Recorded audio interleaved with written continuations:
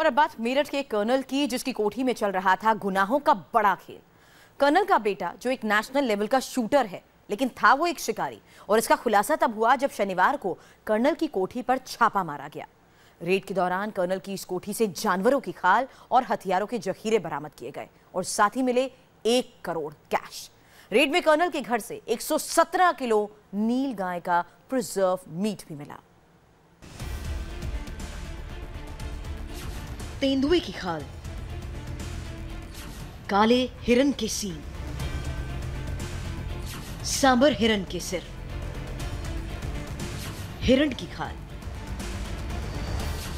और करीब 1 quintal preserve मांस। लेकिन तस्वीरें सिर्फ इतनी नहीं हैं, एक नजर इस पर भी डालिए। कारतूसों से भरा एक कार्टन, विदेशी पिस्टल और माउसर,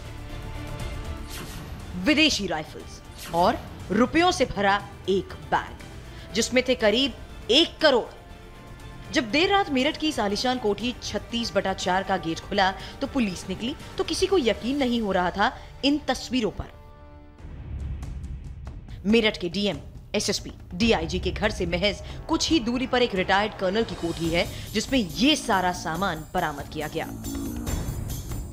एक ऐसा आलीशान मकान जिसमें से जानवरों की खाल और कंकाल के साथ भारी मात्रा में हथियार और कैश बरामद किया गया। ये कोठी है रिटायर्ड कर्नल देवेंद्र कुमार और उनके बेटे प्रशांत बिश्नोई की।